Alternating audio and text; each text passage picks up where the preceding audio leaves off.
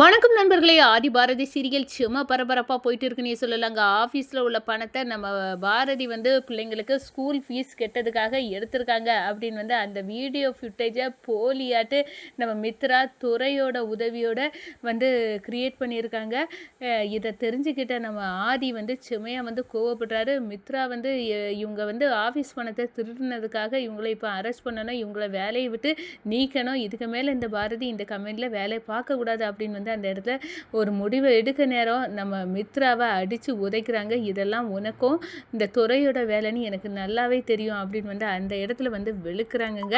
அதை பற்றி தான் இந்த வீடியோக்குள்ளே பார்க்க போகிறோம். அதுக்கு முன்னாடி சேனலுக்கு லைக் அண்ட் சப்ஸ்கிரைப் பண்ணுங்கள் ஃப்ரெண்ட்ஸ். பக்கத்தில் இருக்க பெல்லைக்கானையும் கிளிக் பண்ணுங்கள். அப்போ தான் நான் போட்டுற ஒவ்வொரு வீடியோவும் நோட்டிஃபிகேஷனாக உங்களுக்கு கிடைக்கும். வாங்க ஃப்ரெண்ட்ஸ், வீடியோக்குள்ளே போகலாம். ஃபஸ்ட்டு எடுத்த உடனே பார்த்தோன்னா ஒரு செம அதிரடியான பரபரப்பு கட்ட தான் நம்ம பாரதி நம்ம திருடலை, அதனால் நம்மளுக்கு பயம் இருக்கக்கூடாது அப்படின்னு அந்த இடத்துல நான் எந்த காசையும் ஆஃபீஸ் பணத்தை எடுக்கலை, என் பிள்ளைங்களுக்கு இதுலேருந்து ஃபீஸை கெட்டலை அப்படின்னு உறுதியாக சொல்கிறாங்க. ஆனால் மித்ரா எப்படியாவது இந்த பாரதியை சிக்க வைக்கணும் அப்படின்னு போலியாக ஏஐ உதவியோட நம்ம பாரதி அந்த பணத்தை எடுத்தது மாதிரி துறைக்கு ஹெல்ப்பை வச்சு சிசிடிவி ஃபுட்டேஜில் உருவாக்கி வச்சுறாங்க. ஒரு கட்டத்தில் பார்த்தோன்னா நம்ம பாரதி தான் இதை நகையை பணத்தை ஆஃபீஸ் பணத்தை திருடி இருக்கணும் அப்படின்னு சொல்லுறாங்கங்க.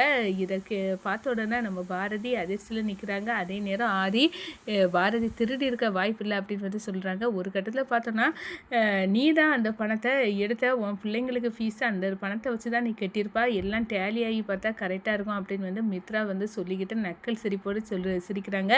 இந்த பணத்தில் நான் ஃபீஸை கட்டலை, ஏன்னா ஆஃபீஸில் ஒர்க் பண்ண அந்த சுபாட்டா கேளுங்க அவளோட அவட்ட தான் பணத்தை வாங்கி நேற்று நான் என் பிள்ளைங்களுக்கு ஃபீஸை கட்டினேன் அப்படின்னு அந்த இடத்துல சொல்லுறாங்க நம்ம பாரதி.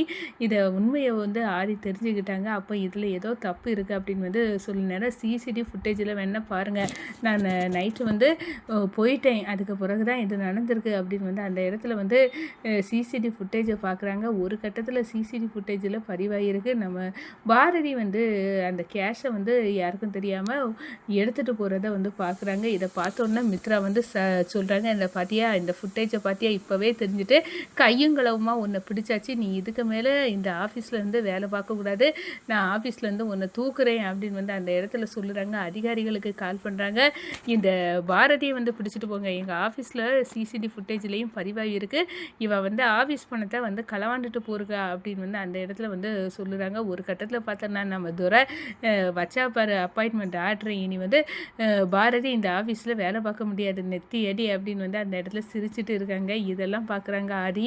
என்னோட பாரதியை பொய் போட்டு அவளை என்கிட்டேருந்து பிரிக்கணும், இந்த ஆஃபீஸ்லேருந்து துரத்தணும், அவளை டார்ச்சர் படுத்தணும், இப்படி எல்லாத்துக்காகவும் செட் பண்ணி இந்த மித்ரா செய்திருக்கா. இதெல்லாம் நான் கையை கட்டி வேடிக்கை பார்த்துட்டு இருந்தேன்னா நான் பாரதிக்கும் எனக்குள்ளே துடிச்சிட்டு இருக்கேன், இதையும் இது வாசுவோடது, அவருக்கும் செய்த துரோகம்தான், அதனால் இந்த தொடவு நம்ம பாரதியை காப்பாற்றியே ஆகணும் அப்படின்னு ஆதி களம் இறங்குறாங்க. ஒரு கட்டத்தில் துறையே போட்டு அடித்து வெளுக்கிறாங்க. அதோட மித்ரா கிட்ட வராங்க, என்ன இதெல்லாம் உன்னோட வேலை தானா, நீ ஏதோ ஒரு இதை டெக்னாலஜியை யூஸ் பண்ணி நம்ம பாரதி திருட்டுற மாதிரி கிரியேட் பண்ணியிருக்கா, நல்லாவே தெரியுது, பாரதியை பற்றி உனக்கே நல்லா தெரியும், அவள் இப்படிப்பட்ட கீழ்த்தரமான வேலையை எந்த காலத்துலேயும் செய்ய மாட்டானி, அவளை சிக்க வைக்கிறதுக்கு தானடி இதெல்லாம் செய்திருக்க அப்படின்னு அந்த இடத்துல சொல்ல நேரம் ஓங்கி ஒன்று போடாங்க. நம்ம பாரதி கண்ணு முன்னாடியே மித்ராவை பிடிச்சி போட்டு அடி அடி அடின்னு அடிக்கிறாங்க. ஒரு கட்டத்தில் பார்த்தோன்னா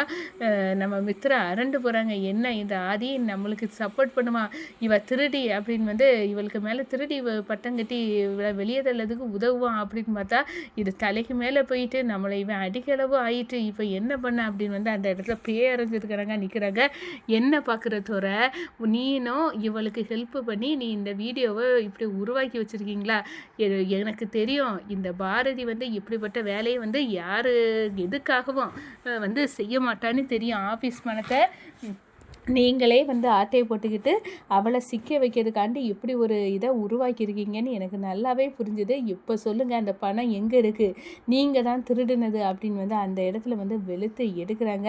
இதுக்கு மேலே வந்து சந்தேகமே இல்லை. ஆதிக்கு உண்மை தெரிஞ்சு போச்சு. பாரதி என்னோட மனைவின்னு தெரிஞ்சு தான் அவன் இப்படி என்ன அடிச்சு போட்டான் அப்படின்னு வந்து மித்ராவுக்கு ஏகப்பட்ட கோபம். ஒரு கட்டத்தில் என்ன பாரதி, என்ன ஆதி நினச்சிக்கிட்ட? நீ பாரதிக்கு மேலே உள்ள பாசத்தில் உன்னை கல்யாணம் போகிற நான் சொல்லுறேன், என்னை விட இந்த பாரதி உனக்கு மேலா போச்சுல அப்படின்னு வந்து அந்த இடத்துல கொதித்தெழுதுறாங்க. ஆமாம், எனக்கு பாரதி மேலு தான். எனக்குள்ள துடிக்க இதயமே வந்து வாசுவோடது தான். அது பாரதியோட கணவரோடது. நானும் பாரதியும் கணவன் மனைவி அப்படின்னு வந்து எங்கள் பிள்ளைங்க தான் தமிழ் ஆதித்யா அப்படின்னு வந்து அந்த இடத்துல கத்துறாங்க. ஒரு கட்டத்தில் உண்மையெல்லாம் தெரிஞ்சுட்டு இதுக்கு மேலே வந்து அவன் நிச்சயமாக நம்ம கூட வாழ மாட்டான். ஆனால் எனக்கு கிடைக்காத இந்த ஆதி நிச்சயமாக இந்த பாரதிக்கும் கிடைக்கக்கூடாது அப்படின்னு வந்து அந்த இடத்துல வந்து கொதித்து எழுறாங்க நம்ம மித்ரா. அதோட என்ன பாரதி, உனக்கு நீ மனைவி இந்த பாரதின்னு உனக்கு தெரிஞ்சு போச்சு, அதுக்காக தானே வந்து என்னை வந்து வேண்டாம் அப்படின்னு வந்து அடிக்கிற. இவ வந்து திருட்டு மேலே பழியை இவளை கட்டி இந்த ஆஃபீஸை விட்டு இந்த வீட்டை விட்டு துரத்திடலான்னு பார்த்தா நீ இங்கே இருக்கணும், உன் கூட இருக்கணும் அப்படின்னு வந்து எல்லா ஸ்கெட்சையும் போடானி. எனக்கு தெரிஞ்சு போச்சு, இதுக்கு மேலே வந்து உன் கூட நான் வந்து இருக்கிறதுல எனக்கு அர்த்தம் இல்லை. ஆனால் நீ எனக்கு இல்லை அப்படின்னு வந்து இந்த நொடி முடிவாயிட்டுல. இனி உனக்கு வாழ்க்கையில் எதிரியே நான் தான் அப்படின்னு வந்து அந்த இடத்துல வந்து நம்ம பாரதி ஆதிக்கிட்ட வந்து சபதம் போடுறாங்க. ஒரு கட்டத்தில் பார்த்தோன்னா நம்ம துரை வந்து அடே அப்பா, இந்த ஆதிக்கு எப்பேற்பட்ட உண்மை எல்லாமே தெரிஞ்சுட்டு அவனுக்குள்ள துடிக்க எதையும் அன்னை வாசுவோடதுன்னு வேற தெரிஞ்சு வச்சுருக்கானே அப்படின்னு வந்து அந்த இடத்துல அரண்டு போகிறாங்க. நான் பாரதியை எப்படியாவது நான் என் மனைவியை ஆக்கிடலான்னு பார்த்தா இந்த ஆதி வந்து விட மாட்டான். இப்போ ஆதி மறுபடியும் வந்து பாரதியை தான் வந்து கல்யாணம் பண்ணணும் அப்படின்னு வந்து நினைக்கிறான் போலுக்கு அப்படின்னு வந்து அந்த இடத்துல செம்மையாக வந்து நினைக்க ஆரம்பிச்சிட்டாங்கன்னு சொல்லலாம். அதே நேரம் வந்து பாரதிக்கு நம்ம வந்து எவ்வளோ தூரம் மறைச்சி வச்சாலும் நம்மளுக்கு தெரியாமே இந்த ஆதி அவ்வளோ உண்மையை நம்மளை பற்றி எடுத்து வச்சுருக்கான். இப்போ நம்மளுக்கு ஒன்றுனா அவன் வந்து மித்ரா மேடத்தை நேரடியாக வந்து எதிர்க்கவே துணிஞ்சிட்டான். இதை விட வேறு என்ன நம்மளுக்கு சந்தோஷம் இருக்க முடியும் அப்படின்னு வந்து அந்த இடத்துல வந்து செம்மையாக வந்து ஃபீல் பண்ணுறாங்க. உங்களுக்கு என்னை பற்றி எல்லாம் ஞாபகம் இருக்கா ஆதி அப்படின்னு வந்து அந்த இடத்துல கேட்குறாங்க. ஆமாம் பாரதி, எனக்கு ஞாபகம் இருக்குது. உன் வாயிலேருந்து உண்மை வரன்னு இத்தனை நாள் நான் பார்த்தேன். உன் வாயிலேருந்து உண்மை ஒரு வாட்டி கூட வரலை. ஏன் அந்த மித்ரா இவ்வளோ கொடுமைப்படுத்த புறவும் உன் வாயிலேருந்து எதுக்காக உண்மை வரலன்னு எனக்கு தெரியலை.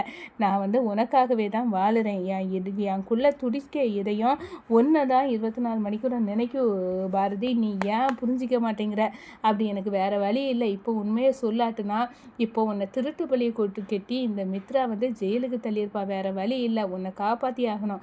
அதுக்காக தான் நான் மித்ராவை கல்யாணம் பண்ணணும்னு எண்ணத்தை விட்டு பல நாள் ஆகும். இப்போ வந்து உன் கூட சேர்ந்து வாழணும், உன் வாயிலேருந்து உண்மை வரணும், நம்ம 2 பேரும் கணவன் மனைவி அப்படின்னு வந்து நீ சொல்லுவடி நீ பார்த்தா நீ ஒரு காலமும் சொல்ல போகிறது இல்லை. இதுக்கு மேலேயும் நான் மித்ராவுக்கு வந்து உன்னை கல்யாணம் பண்ணிக்குவேன்னு நம்பிக்கை கொடுக்க எனக்கு விருப்பம் இல்லை. அதுதான் நான் உண்மையை போட்டு உடைச்சேன் அப்படின்னு வந்து அந்த இடத்துல வந்து ஆதி சொல்லிக்கிட்டு நம்ம பாரதியை வந்து கெட்டி பிடிக்கிற